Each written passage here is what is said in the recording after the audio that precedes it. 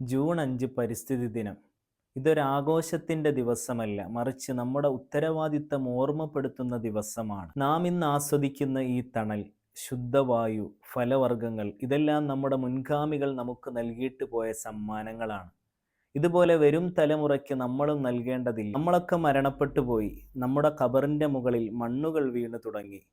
ആൾക്കാരൊക്കെയും നമ്മളെ മറന്നുപോയി. പക്ഷേ നമ്മൾ നട്ട ഒരു വൃക്ഷത്തൈ ഇപ്പോഴും ജീവനോടെയുണ്ട്. അതിൻ്റെ തണലിൽ ഒരു യാത്രക്കാരൻ വിശ്രമിക്കുന്നുണ്ട്. അതിൻ്റെ കൊമ്പിൽ പക്ഷികൾ കൂടുകൂട്ടുന്നുണ്ട്.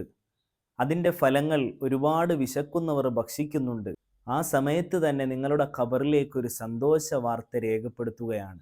ഇതെല്ലാം സ്വതക്കയായി നിങ്ങളുടെ ഖബറിലേക്ക് പ്രതിഫലിക്കുകയാണ്. മഹാനായ ഇമാം മുസ്ലിം റളിയല്ലാഹു അൻഹു റിപ്പോർട്ട് ചെയ്യുന്ന ഒരു ഹദീസിൽ കാണാം, നമ്മൾ ഇതുപോലെ വൃക്ഷങ്ങളൊക്കെ നട്ടുപിടിപ്പിച്ച് നമ്മൾ മരണപ്പെട്ട് ഖബറിൽ കിടന്നാലും ആ വൃക്ഷത്തിൻ്റെ തണൽ ആരെല്ലാം ആസ്വദിക്കുന്നുവോ, ആ വൃക്ഷത്തിൽ നിന്നും ആരെല്ലാം ഭക്ഷിക്കുന്നുവോ, അതിൻ്റെയൊക്കെ പ്രതിഫലം നമ്മളുടെ ഖബറുകളിലേക്ക് ലഭിച്ചുകൊണ്ടിരിക്കുമെന്ന് മഹാന്മാർ പഠിപ്പിക്കുന്നത് കാണാം. അതുകൊണ്ടൊരു വൃക്ഷത്തൈയെങ്കിലും ഈ പരിസ്ഥിതി ദിനത്തിൽ നമ്മളൊക്കെയും നട്ടുപിടിപ്പിക്കാൻ ശ്രമിക്കുക.